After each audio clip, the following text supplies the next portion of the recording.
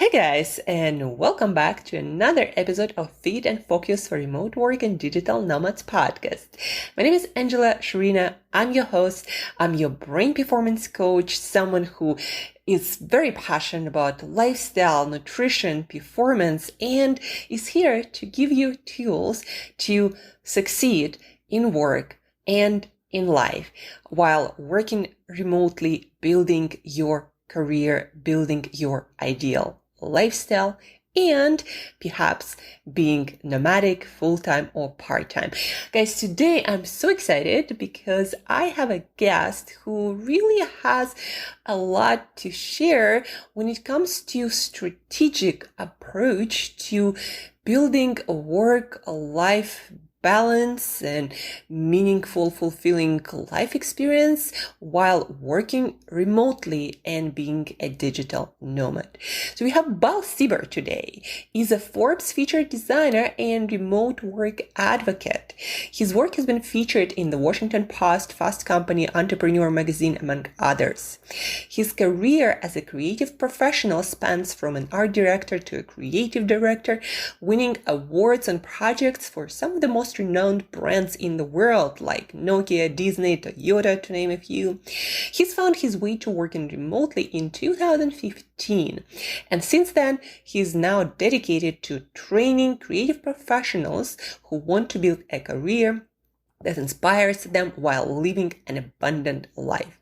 Bal believes that careers should support and enhance our lifestyle. In our conversation, guys, you're gonna learn so much strategy and action steps to build your remote, your nomadic life and career in a smarter way, in a better way, instead of doing all the mistakes and getting frustrated with routine, with not being able to maintain your work, perhaps your productivity, being overwhelmed, being all over the place, right?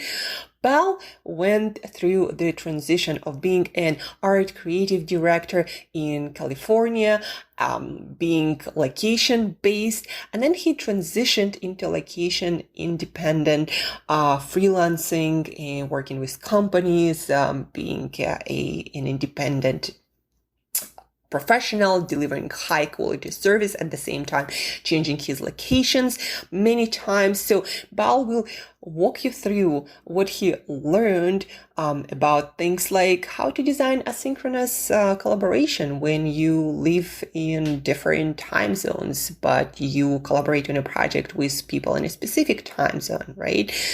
Mistakes Bal made about scheduling and workflow while transitioning to nomadic and remote lifestyle. Now Bal and his co-founder, his partner, they developed this Career Anywhere, a project that has a mission to help people to transition to remote career, succeeding long-term, having a fulfilling and meaningful journey and experience, creating this location, lifestyle, financial, time independent life. How to go about that strategically. Why, Bal believes in work-life integration. That's a big thing for him. How to design your work, your career, your life, so you don't need to take vacations while living a nomadic lifestyle. How you can combine traveling and experiences and adventures almost in your daily life along with your work.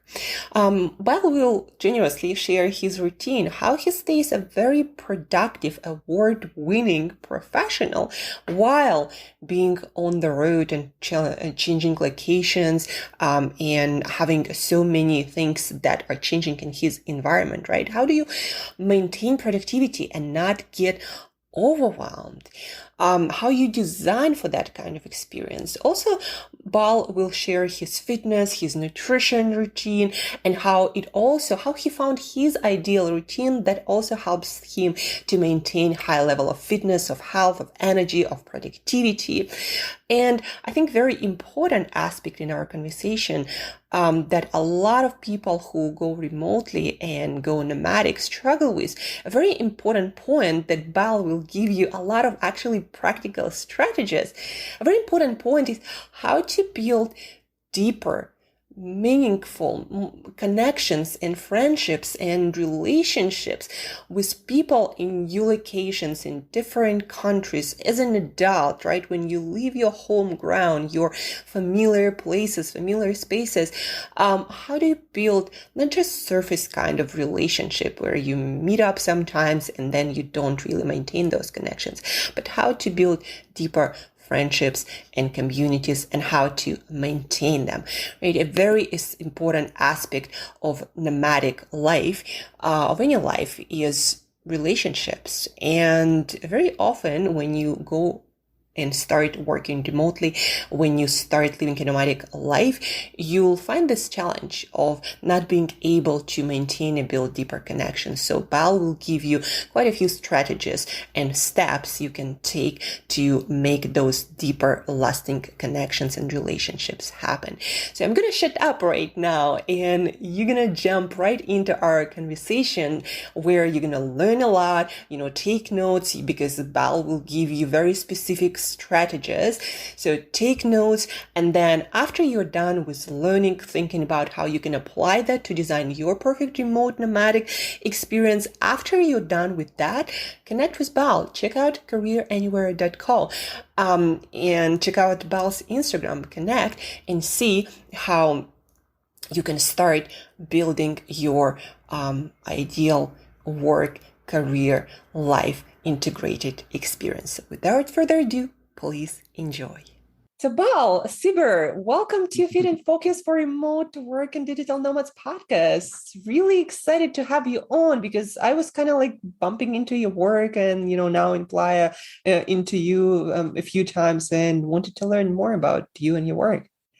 Thank you. Yeah, I think we've known each other on Instagram for a little while. Feels like maybe even a couple of years. So kind of cool to just be in the same spot and be able to connect. Yes, it's life works magically in this way. Like it bumps you into people you need to meet for one reason or the other, on your journey, and then it just connections happens, and sometimes you end up either working together or doing something together. So. Very cool thing.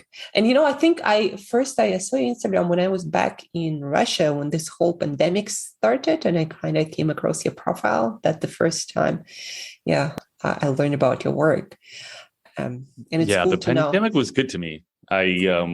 Me and 6 other friends just got this huge mansion in Puerto Aventuras, Mexico, that we would never normally be able to afford. It's like something like $10,000 a day or something. We got it for 10 grand a month. So that first pandemic, although I know was very difficult on a lot of people, we were just hanging out in this huge hacienda that had a tennis court in the middle. We had private chefs. It was beachside. We had our own pool. It was fun. Those were the days. Yeah, and I think that's why also I look at your profile. I'm like, these people know how to live. I wonder, how much that cost in Mexico. At that time, I've never been to Mexico. Like I haven't been to Mexico yet, right? At that time, when I saw your post, etc., and I was just curious about the lifestyle. So, yeah, that's how it happened. Let's maybe start introducing listeners to your story. Like you've been in the nomadic lifestyle, it seems like, for many years. How did it all start? And how did it all start? What do you do for a living to be able to do this lifestyle? Yeah, I went full digital nomad 2016. I was a creative director in advertising for the bulk of my career. Started off as a designer, then art director, then creative director, and advertising is super fun. I was working in Santa Monica, California, during my kind of like late 20s, early 30s, and I had a wonderful time. But living in the same place, if you've ever been to Santa Monica, it's a beautiful town. California, the coast is, one of the nicest places in the world, but just going to the same office, seeing the same people, having my friend group be just the people that are in proximity to me. And I started getting a little just kind of what the French call ennui, which means a feeling of listlessness and lack of passion and drive for your work. So I kind of set out, this is like maybe 2013, and I knew I wanted to shake things up. I noticed that the only times I really had amazing experiences were when I went on vacation, which was very few and far between. I really wanted to become a digital nomad and work remotely, but I didn't know how. I'd always had a job. I'd always had a steady paycheck. And at this time now, 2022, you can easily get a steady job as a remote worker. But at that time, the only way to really do it was to become a freelancer and not an employee, just work for companies, find your own clients. So it was a little scary at first. I did a test run around 2014. I went to Thailand for 4 months, like a sabbatical. And at that time, I was working on a book just to see if I could actually work while traveling. And then I took a job, came back, had a job for 2 more years while I plotted my escape. And then finally in 2016, I had not much money in the bank, about 12 grand, which is not much for me. And I had a buddy, a friend that I'd made through Instagram that owned an agency, and he had a new project, and it was about a 3-month project. And he was like, why don't you come work on this project with me? So I did it. I quit my job, and I had a 3-month runway where I knew I was going to get a paycheck. And that's how it began. I just kind of dove in. And you said it began in Thailand.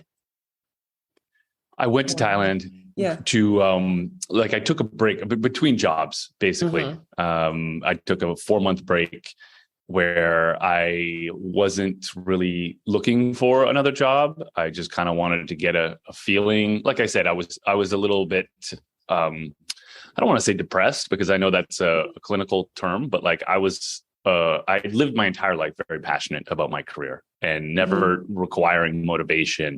You know, I worked around the clock. My work was my life, and it still is.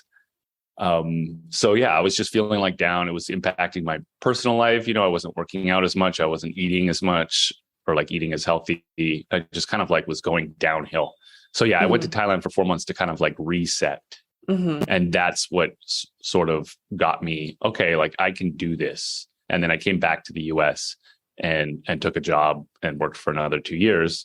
But the entire time I was thinking, okay, I need to figure this out. Yeah. And then when you started your nomadic journey, like full time, where did you go? Well, I actually made some mistakes. I didn't have like a huge community. I don't know. I think there was a digital nomad community online at that time for sure.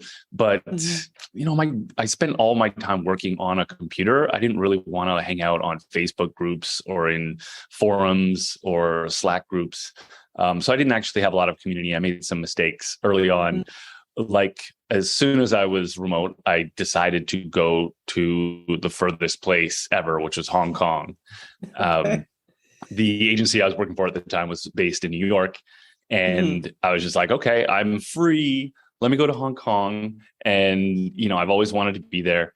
And I learned very quickly that time zones are a factor. You need to have overlap in time zones. And that's so obvious to me now, but at the time it just didn't click. So the project that I was on, I had some late nights, some late meetings, and it was the second month of the project, and I was very disconnected from the team. So I loved Hong Kong. It was amazing, no regrets, but I did learn that maybe I should stay mostly in the Western Hemisphere because most of my clients are US based. Yeah, I think at the beginning, a lot of people don't realize that, yeah, you're free, but if you work with certain people in certain time zones, you kind of have to factor that in, especially if you have like meetings and you need to connect with people to collaborate, right? So yes. Lesson number one to like think about time zones. Yeah. And I would say, I mean, I try to do as much asynchronous communication as possible.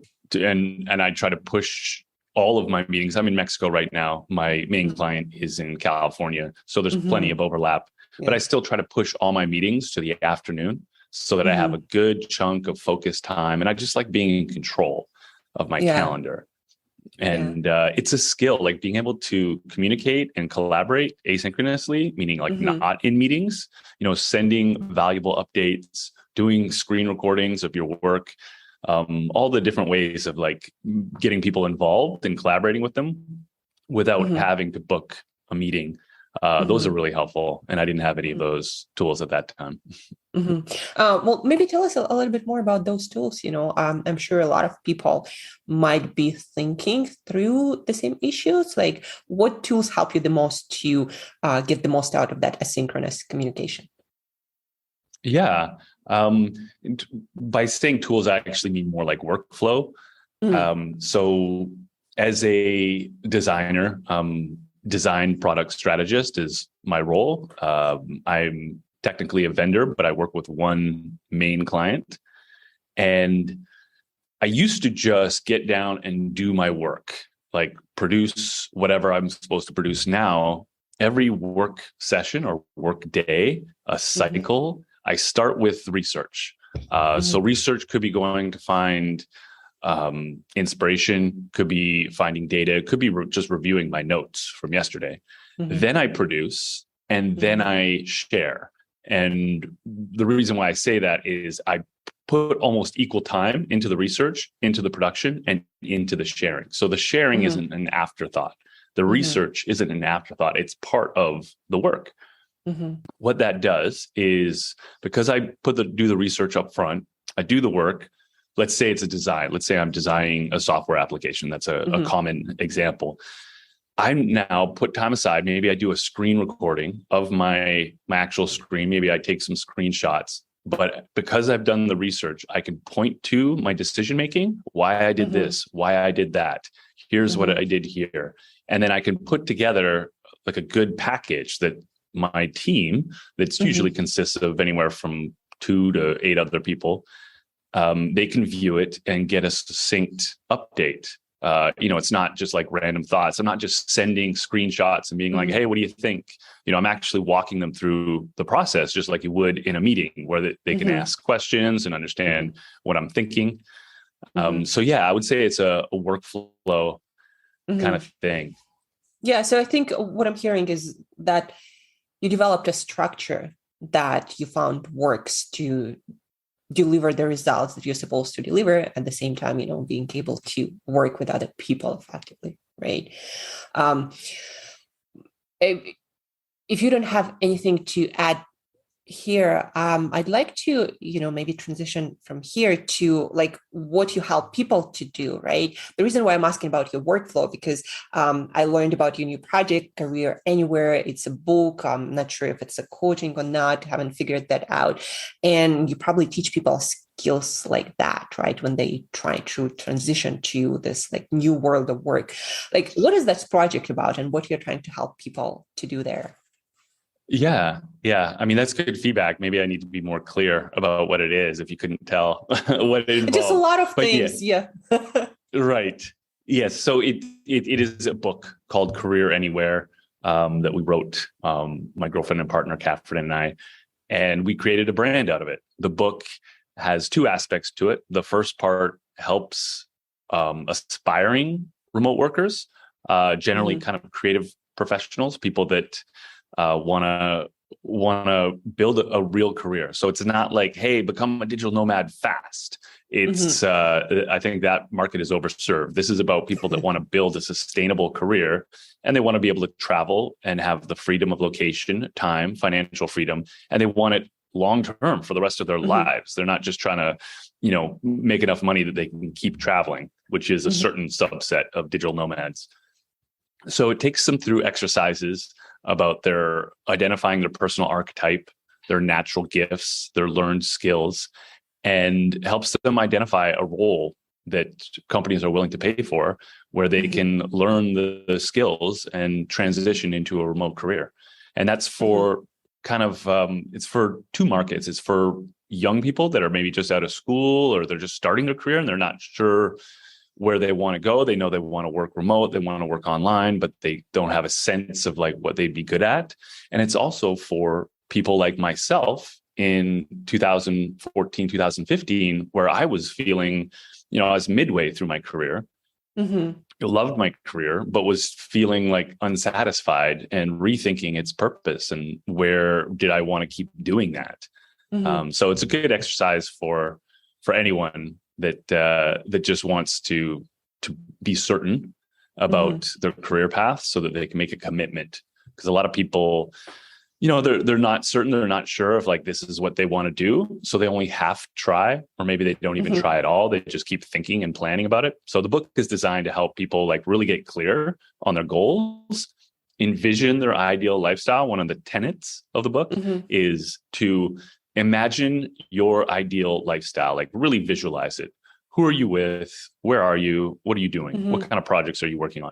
Then you reverse engineer and find the career that matches that, rather than what most of us did is we got a job, we began a career path, and then we fashioned our lifestyle around our job. So I'm flipping that on its head and saying, do it the other way. So you kind of, I would say you're combining helping people to envision their lifestyle and career as a part of that, right? Specifically, like if a person wants to be a digital nomad, but also like have a fulfilling career, like how to do both, right? Correct. I don't believe in separation of work and life. I believe in work-life balance, but I don't believe they're two separate things. I think that's like the old model of like, hey, I put on my suit and grab my briefcase. I go to the office, I punch a clock, I'm in work mode, and then I come home and then I take off my suit and I punch out, and now I'm in personal mode.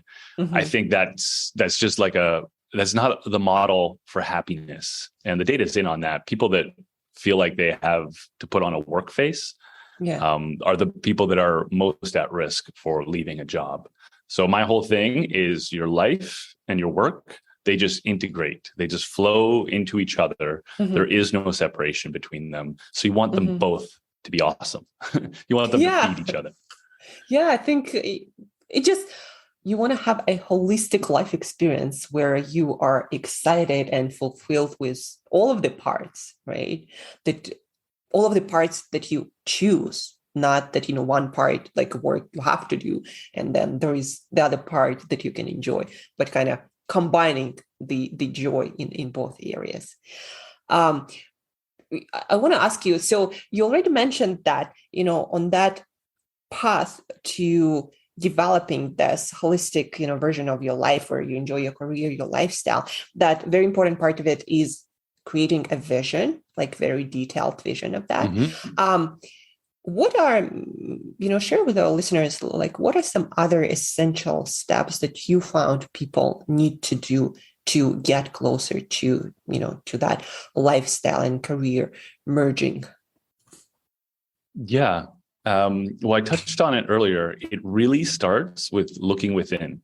So a lot of people, when they're trying to tackle this problem, they look outward, right? They start researching remote jobs immediately. And they're like, oh, podcast editor, I could do that. Or like, engineering manager, I could do that.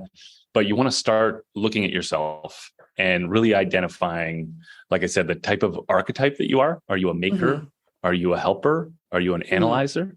And that's just kind of like your base. And then you start thinking about what you gravitated towards as a child. What are your natural talents? Like, were you the type of person that played chess? Were you the type of person that was part of the debate club? Did you, like to disassemble things and reconstruct them? Were you more of an artist? And then going through that process, you then identify what skills that you have, if you've learned any skills either through school or something like that, and then identify what skills you want to learn or you'd be good at learning.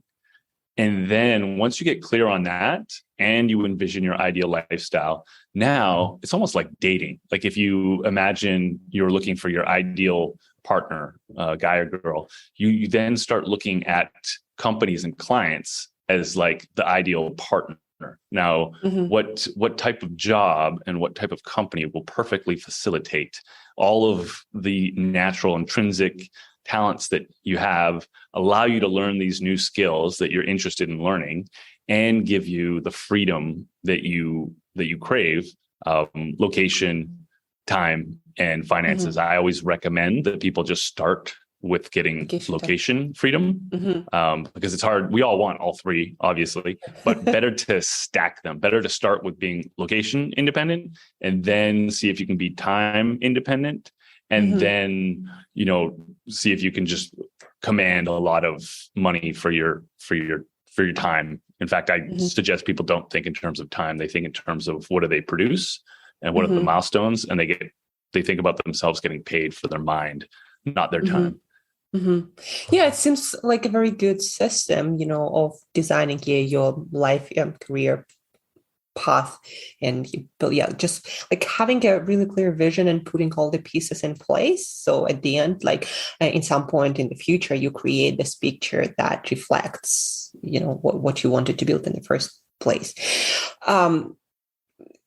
Besides, having this structure in place and working through all of these details, I want to learn also about lessons that you personally learned, like as a nomad, as a professional. Like, what are the other important pieces you think are important for people to figure out, to design for, to think of, besides the independence of, location, time, money, like what are you already mentioned, community. What's some other things that people might miss designing this lifestyle, especially if they never really tried it? Yeah. Like what is important here? What makes it work or breaks it? Absolutely. I would say two things: commitment and consistency. So where a lot of people lack is making a commitment. They do things half-heartedly because they're afraid that it's not going to be the right path and they don't want to waste their time. What they don't realize is if you just start, if you feel like you're interested in this direction and you want to go there, you go there. And then even if it doesn't work out, you can always do a micro pivot, but you'll have learned so much from that experience of actually trying and following through on what you committed to, than if you just didn't start, right? Because you'll have this new data, this new knowledge that you can then use. And then the other thing would be consistency, which I describe as just understanding that you need to manifest your own passion, right? So like let's imagine you aspire to be a fitness coach, for example, because you love fitness and you love working with people and it makes you happy. Well, if you do that professionally, and you can tell me if you've experienced this, at some point, you're not always going to be super passionate about it. Anytime you're getting paid to do something, there's going to be moments when you're not in the mood, but you have to do it, or, you don't have enough time to do this, but you got to get it done. And it will become work. There's no way around that. So you don't want to be like, oh, I'll do that because I'm passionate about it. You create your passion. That's up to you. It's not like a lightning bolt that hits you. You make it, and it's up to you to consistently show up and be a professional and find the passion in that journey of evolution towards whatever your goals are, as opposed to thinking that because you like doing this and now you do it for work, you're just going to always be passionate forever. It doesn't work like that. Yeah. Reminds me of, I don't remember who said it, but like, if you want to like your hobby less, make it your job. Yeah. Meaning the reflection of that, we're passionate about a lot of things, but when we do it for work, when we want to develop it into a really like good skill, it's going to take us through challenging stuff that we're not going to like, but you still have to show up. You still have to work through that. If you want to get better, make it a consistent, path. and want to make something out of it, right? It's also, I think Elizabeth Gilbert said something like, pick your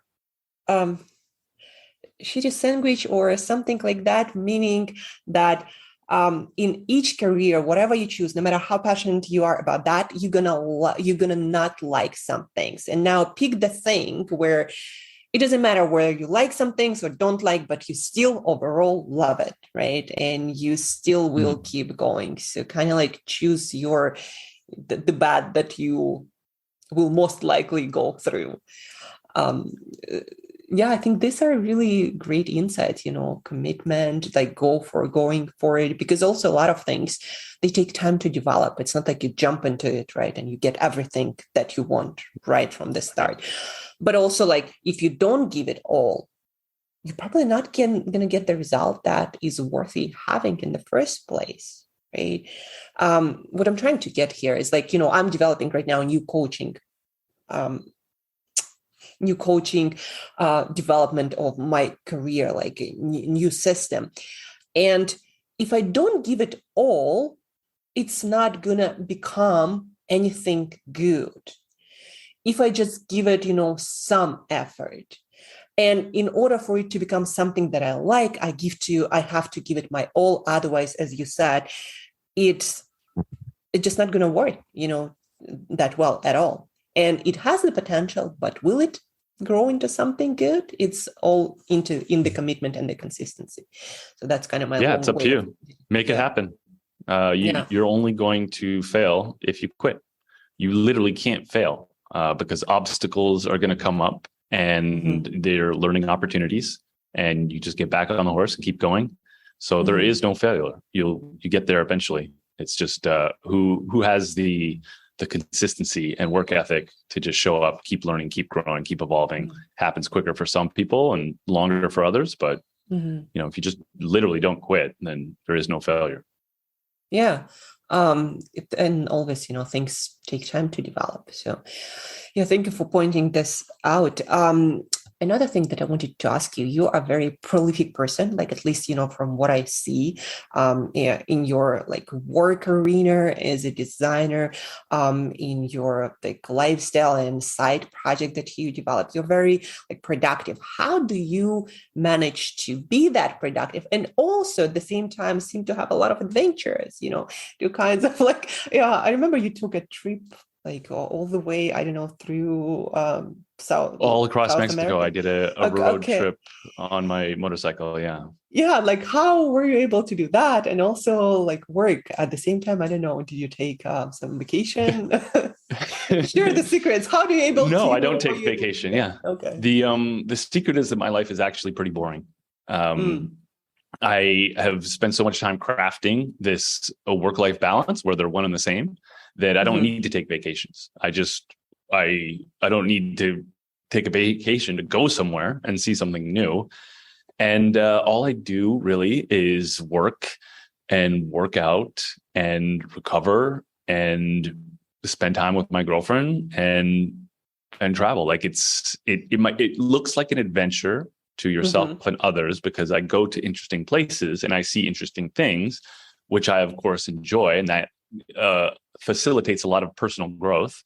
So that's what I enjoy about it. But I just don't sit around like on the couch very much. I have a really like one-dimensional life. I'm kind of like career and work obsessed. So I've got my job, I've got my side hustle, I've got my meal prep, I've got I do the same thing every day. I basically do the same routine literally every single day. My morning is the same, my evening is the same. I actually wear the same clothes. Like I have this t-shirt, I have 15 pairs of this t-shirt. I just like reduce any sort of I'm not killing time. Like I'm so far out of that stage where you're just kind of like, oh, what can I do for fun? Fun for me is progress.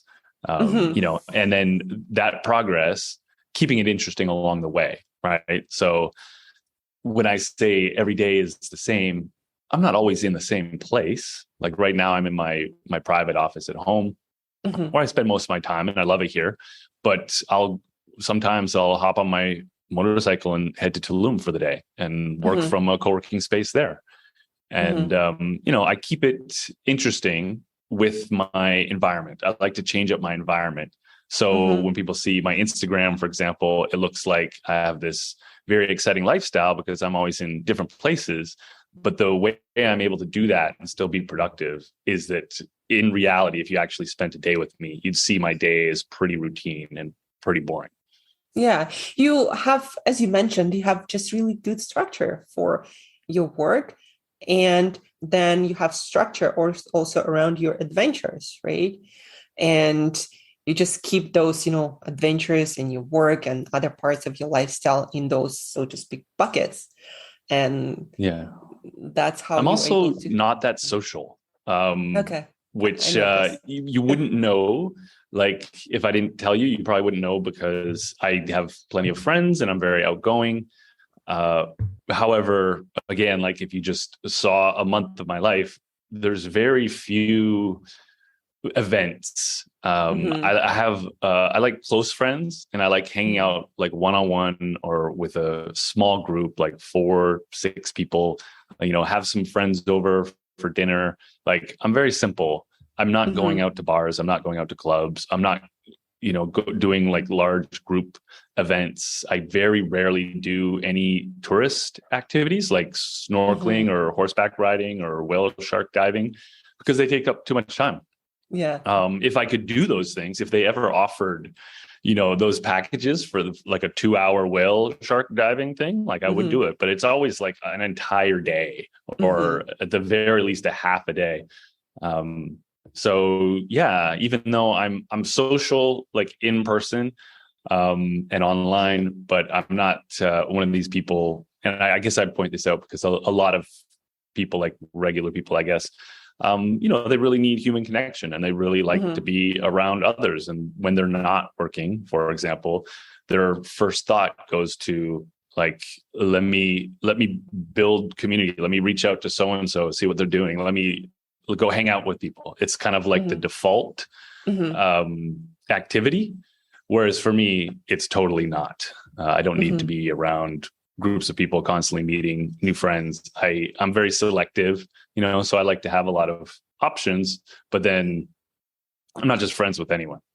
And so you mentioned, friendships, and you like to have deeper friendships, fewer but deeper, better quality. Yeah. How do you manage to find those as a digital nomad and maintain those? Like a lot of people are struggling with that. Like, how do you develop deep connections if you're always like on the road?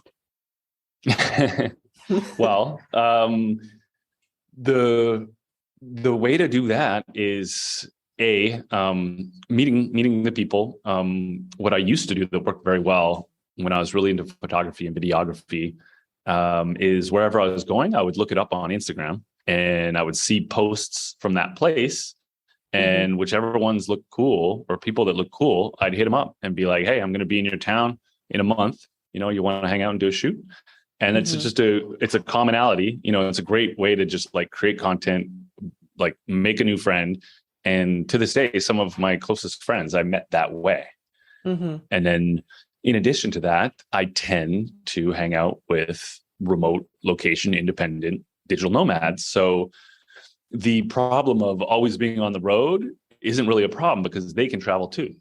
Like if you become really close friends with someone, you can be like, hey, where to next? You want to hit up Portugal? And like, you can actually do that. Like kind of what I was saying in Puerto Aventuras during the pandemic, me and 6 other people just like hung out in this one house for 5 months. And then afterwards we went to Chiapas and Zihuatanejo and Mexico City and just like kind of kept traveling together for a bit because we were all able to do that. And then eventually we kind of dissipated, but I just ran into one of them the other day in Isla Mujeres. It was awesome. But when you forge those really strong friendships, one of the aspects of them is you can not see someone for a while. And then as soon as you see them, it's like instant connection. And then in addition to that, I would say Instagram, if you post regularly, and kind of like update. Like it really is a wonderful way to stay, not necessarily stay in touch, but like see what's happening in the other person's life. So let's say I have a friend, we haven't seen each other for a year, but we've been following and commenting and so on. I know that now he's had a baby, or maybe he got married, or, maybe he spent some time in the French Alps or whatever. So when we hang out, we have things to talk about because we've been kind of keeping tabs on each other. These are, really good tips and tools how people can, meet other nomads and start developing relationships. I have another, follow-up question. What do you usually do to develop deeper relationships, not just the surface ones? Like, I think that's what I'm also trying to figure out. Like, sometimes you meet people and you do things together, go for coffees, etc. And then you don't really develop anything. You just like people you meet, sometimes. And sometimes you really do develop, those deeper connections with people. Why do you think it happens? Like, do you do something specific, maybe go on ventures together or do something together that might help to foster that deeper connection with a person? Yeah, I think it's the inner game. It's mastering that inner game, like identifying what is important to you and what you connect with. So I would say it has to do with what you talk about, at least for me. It doesn't matter how many adventures I go on with someone. That's not going to bring us closer. It's like, what do we say? What do we talk about in those in-between moments? The only thing that I think does bring people closer is if they go through a hard time together. So like, let's say we went on an adventure and, all our luggage got lost or something. And like, it's awful, but you'd actually bond closer with that person. But like for myself, for example, I am interested in what people are planning. I'm very interested in the future. The only time I think about the past is just to reminisce or to learn from it. But otherwise, my mind is always in the future. And that's what I'm interested in talking about, basically. So for me, it's just a fantastic filter. Let's say I'm having lunch with someone and they're a new friend and we're getting to know each other. And if the conversation always goes to now, like what's happening right now, or what happened in the past, chances are me and that person are not going to create a strong friendship. Where if I ask them about, their plans, like what they want to accomplish in the next 3 to 5 years, and they have an answer that they're super passionate about and that they want to talk about, and they like to talk about the future of technology and politics and crypto, but like they're thinking future, then that for me is a strong relationship, because we'll never run out of things to talk about. And it interests me. And I know that about myself. That you are that future-oriented, vision-oriented person, right? Correct. Yeah. So all of my questions naturally go towards that. I'll just ask people about themselves. I'll take an interest, and it's usually, about what they're planning or what they're hoping for or whatever. And then depending on how they respond, when you've been alive for a while and you've had a lot of friends and been a part of a lot of friend groups, you get I'm pretty quick. I'm quick to make friends and quick to drop friends. Yeah, it's like, once you understand what the person is kind of about it, at least at the moment, you make a decision. Okay, we seem to connect or we don't connect, right? And let's me either, stick around or move forward. And it's just, I think, a great tool, because I've been talking to a lot of nomads, and a lot of nomads are struggling with this, deeper connections with people, and feeling that they have these connections, not just feeling like you're just drifting through life, no connection, nothing that you're, building, no, like feeling a little bit like, drifting, I guess that's the best word. And so that's why, you are the kind of person who seem to build those deeper connections, even though, less of them. And that's why I wanted to ask you, like, what do you use? I mean, I think that's the key, is to really start with yourself, figure yourself out, what you're interested in. I highly recommend being a future forward thinking person. And then seeking out those people. It's like anything, it takes work, right? So many times, not so much right now, but in the past, when I was a digital nomad and I was looking to build a community, I literally thought of it as a project. I think of everything as Mm-hmm. projects, basically.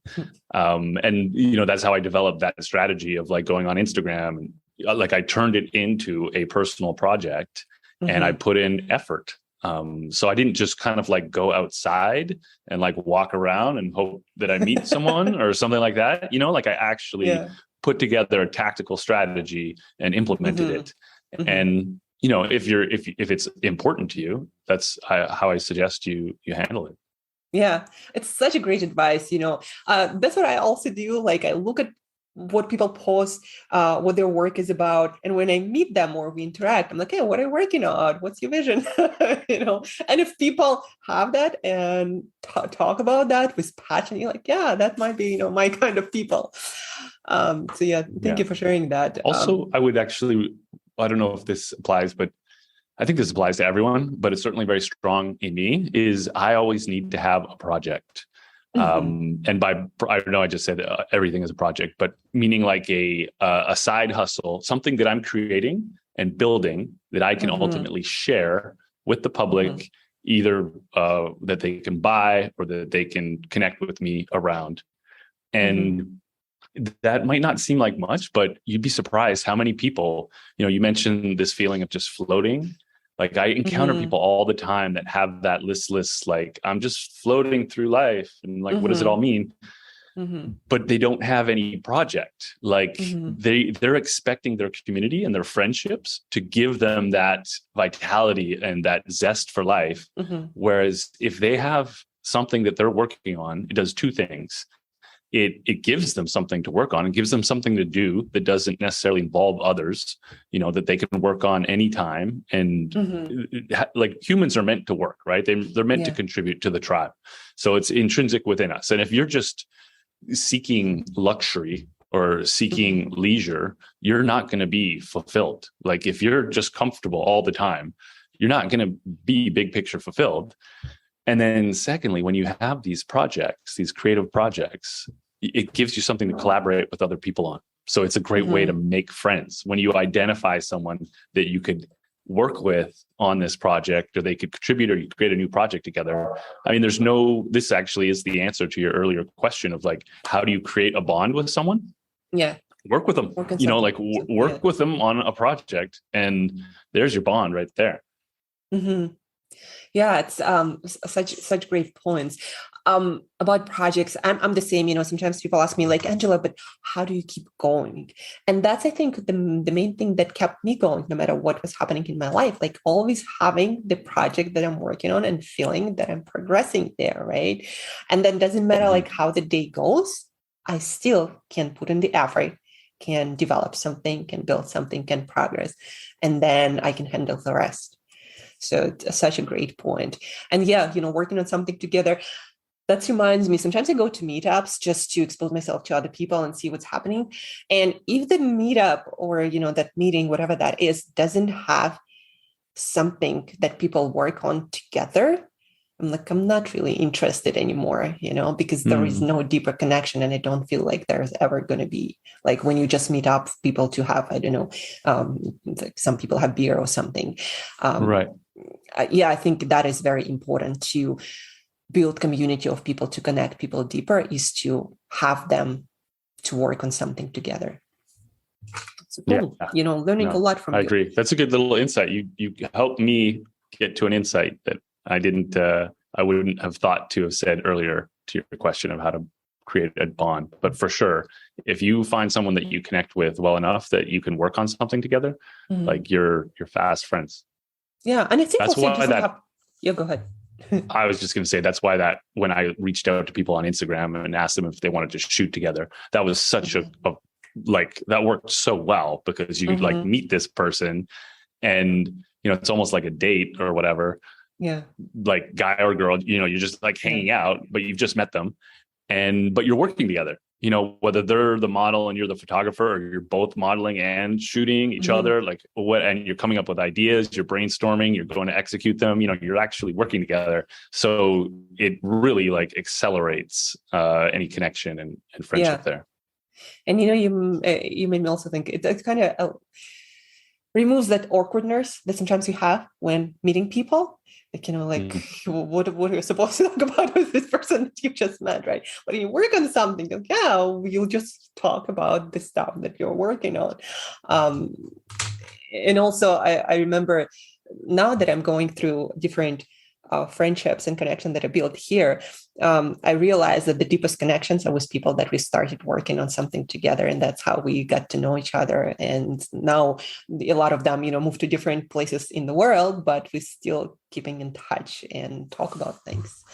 So I think that's going to be, help. That's going to help a lot of people to like build deeper connections.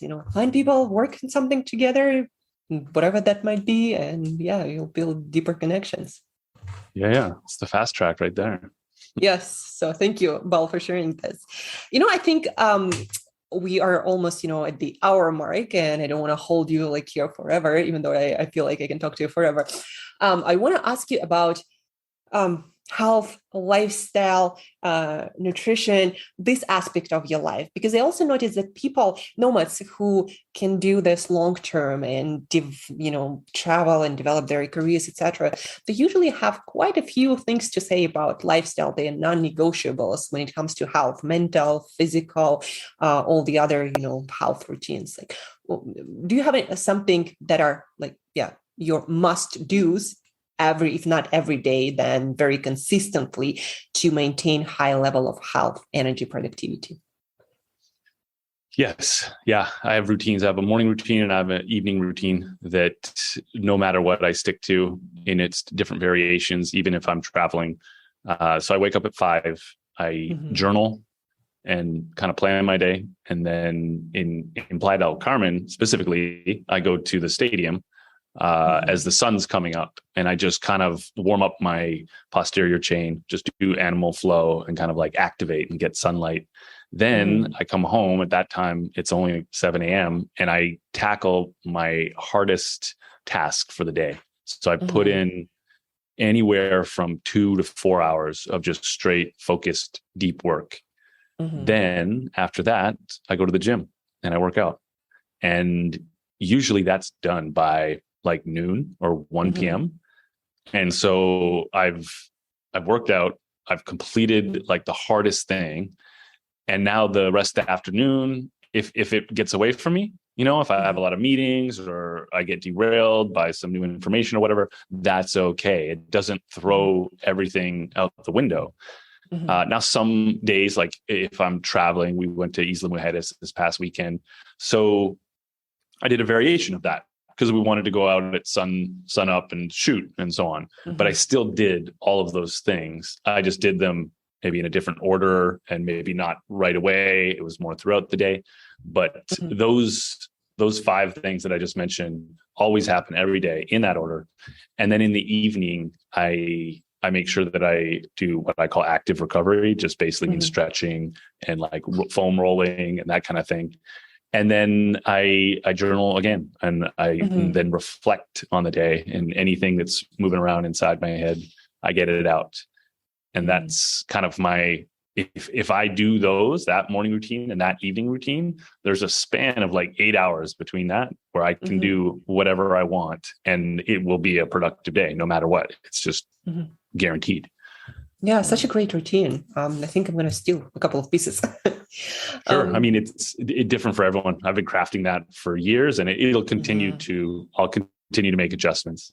Do you notice with like traveling that it ever gets inconsistent, or you kind of by now know that this is what works and you just keep it consistent? Yeah, I think that's one of the fun things about traveling continuously or perpetually is you get to recreate your routine everywhere you go. So, like I mentioned, the stadium that is just a few blocks away from where I live. Let's say I go to a new city tomorrow, I need to find the outdoor exercise area that's near me. Maybe it's a park, maybe it's a little kid's jungle gym. Well, maybe it's the beach, whatever it is. I keep that routine, but it varies, which is, again, going back to kind of like what I was saying earlier is I have a pretty routine life, it's more the environment that changes and keeps it fresh for me. So like I can do the same morning routine every morning and not have it get stale or boring, because 1 month it's going to be the stadium, and then another month it could be going up a mountain or something. Having said that, I am in Playa del Carmen for a little bit right into next year, and it's nice. I mean, I'm not like traveling month to month at the moment. Follow-up question. Do you design for that? Like, I personally know that I need a place to walk that is, not among cars, or like not something that's going to disturb my mind a lot. So I need that place. And whenever I start choosing a new destination, like, let me look at the map, like what it looks like. Is there a place to walk? Like, what about the gym, or like, grocery stores? Do you plan for those things where you kind of come to a new place and you figure things out as you go? Yeah, that's a great question. And it kind of reminds me of earlier when I was saying that when I first became a digital nomad, I made mistakes. So one of those mistakes is I would go to places that looked cool, right? Like maybe they'd be off the beaten path, and just had like what to me seemed like an awesome culture based on what I saw on the internet. And then I would get there and find out that they have no co-working and the Wi-Fi everywhere sucks or something like that. So I've learned, and I would definitely highly recommend this to anyone who's just beginning to be a digital nomad, is to go to what I call digital nomad hubs.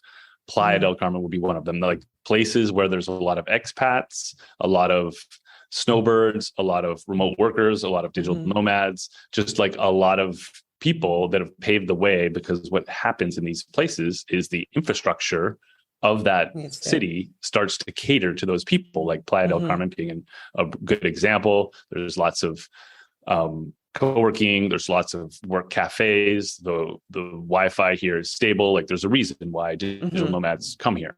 It's easy to have an active lifestyle. So the best way to mitigate that of like being surprised when you get somewhere is to stick to those digital nomad hubs, at least until you've got a feel for kind of what it's like. And then if I do want to go to a place off the beaten path, I just do my due diligence. Like I literally, like you described, I'll be like, there's my gym. Okay. I might even call ahead and just make sure they're actually open. Yeah. And and identify all my spots from my routines. There's my co-working spot. Beautiful. That's where I'll go, and then like my first day there, I'll go get a 1 month membership. Yeah. So again, comes back to the idea of designing for what you want, like deciding what you want and need, and then designing for that and making choices accordingly, instead of hoping for that to happen. The last piece that I'm always asked, because my background is in nutrition, and I'm always curious about what people do for food to maintain their health, their well-being, their lifestyle. Like you mentioned, I think somewhere that you have your meal prep or something. Do you cook? How do you go about food when you travel, when you stay in a place? No, I breezed over that in my morning routine. But in that morning routine, I lump these all into one thing, but I groom. I call it grooming. It's basically like shaving, which is sort of like a mindfulness practice. Because like I used to have an issue where I would like barely even look in the mirror. Like an entire day, a week go by, and I like haven't even really looked in the mirror, like truly. So I now like make grooming a part of my daily practice in order to just take that moment and almost like look at myself and take care of myself. Then there's breath work in the shower, like cold shower and just kind of Wim Hof breath work, and then meal prep. And for me, meal prep is essential because I do intermittent fasting, and I follow what is essentially a paleo diet, but it's just one main meal. One main cooked meal, I should say. So I'll eat throughout the day, and I'll prep that in the morning. And it's simple. It's a green juice. So I'll make a green juice. I put it in a thermos, put it in the fridge, and then I'll make just a fresh salad, like cucumber, olives, broccoli, some nuts, some seeds, some dried fruit, a little bit of oil and salt, and put that in the fridge as well. And I'll do that in the morning, but I won't even touch any of it until like the afternoon. And then I'll create some bone broth. I usually just get it by the package, and I'll have some bone broth, put that in the thermos, put that in the corner, stays hot all day. And then I'll just kind of like stay in this fasted state. And then, if my stomach gets a little hungry and it's to the point where it's distracting me, I'll just have a little bit of the salad and drink some of the green juice. And I basically do that all day. And then I don't always do this very well, but I try to not eat like cooked food until the day is over, basically until the end of the workday. So like 4, 5, 6, because I've just found that once I eat cooked food, like my motivation, my productivity, like everything just goes like down, even if it's just, just like a omelet or something. So yeah, I just nibble and graze throughout the day. And again, it's like the whole, like we're in the same, I got, 15 pairs of t-shirts. It's just like, I just make the same thing every day. Sometimes it's different bone broth. Sometimes it's different ingredients in the green juice. Like I try different things. Sometimes there's blueberries in the salad. Sometimes there's whole pieces of garlic cloves. Like I just try different things, but it's all basically the same. And that just removes, man. I mean, the amount of time that I used to spend thinking about what I was going to eat when I used to eat 3 meals a day and eat all 3 of them would be purchased. Like I would either go somewhere or I'd order it. And like when I started really dialing in that diet and kind of just prepping it and so on, the amount of time and maybe even more important, like mental cognitive space that is saved, I realized that I probably spent a total of like 45 minutes, not including eating the food, just thinking about, like, it was always kind of on my mind. Like, what am I going to have for lunch? What am I going to have for lunch? Where should I go? What can I get quickly? What am I in the mood for? So just taking that out of the equation is just like, wow, that's a power focus tool right there. Yes. And thank you for sharing that. I'm very similar to you. And I think the main takeaway here, well, maybe a couple. Number one is, simplifying those things like meals that you do regularly, that you do every day, like making less decisions.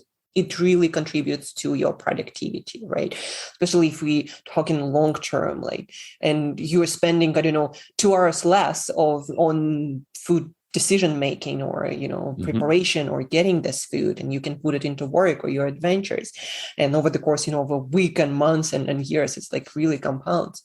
And then I think the second thing is, I noticed that a lot of people go for that simpler foods and also fast a lot, and during the day, during productive phase, don't eat that much, because a lot of people notice that, once your stomach gets working on something, like there is a lot, to digest and stuff, like mental capacity goes down. And there is good research, confirming that, when you have a lot of things, in your stomach, especially certain like foods that might not be that, that effective or complementary to being productive, you start wasting a lot of that cognitive capacity, your focus, your creativity, and you even mentioned, your motivation, like, also goes down. You kind of, get your food and your brain is happy. Yeah. So yeah, thank you for sharing, this routine, great routine. I think a lot of people can kind of get, the idea of what they could do to make their food routine support their goals, their aspirations, their work, and their lifestyle. So yeah, thank you, Bal, for sharing. And if you don't have anything to add here, I think we're going to wrap up. So you could also continue your day and do maybe, some more productive work done. Or do you have anything to add? Go to careeranywhere.co and look at some of the tools and training. There's more than just a book. It's basically all about like helping people transition into a remote career. And there's a free workbook that takes you through exercises of identifying your archetype, your natural talents, your learned skills, and getting you closer to finding that remote career that you want. Yeah, that's the question I wanted to ask, but you beat you to it. Yes. So yeah, careeranywhere.com. Is there anywhere else, or people can find other links there too, like your Instagram you mentioned several times, so, or maybe other social media I'm links? Bal Sieber on Instagram at BalSieber, and my girlfriend is Catherine Lee, KAPHRYNLEE. I'm gonna link that also. Yeah, and those are kind of our hubs. And then we're working on Mm-hmm. the YouTube and the Instagram for Career Anywhere. So just kind Mm-hmm. of coming up. We've got our podcast coming. We've done a few episodes that are in the can, and once we kind of like solve, work out all the kinks, we'll start posting those. Mm-hmm. Okay. Yeah. Thank you. I'm going to make sure to post all the links so people have many channels and ways to connect with you. And again, thank you for the interviewer. There were so many insights. I'm sure listeners will be, listening and really listening to this episode to get all the wisdom. And I highly encourage people to go to careeranywhere.co and learn more about your book and get it and improve their career journey and lifestyle. Yeah. And feel free to reach out if you have any questions. Thank you, Angela. Appreciate it. This was fun. Yeah, thank you, Bal. It was fun. And I'll see you around. Okay.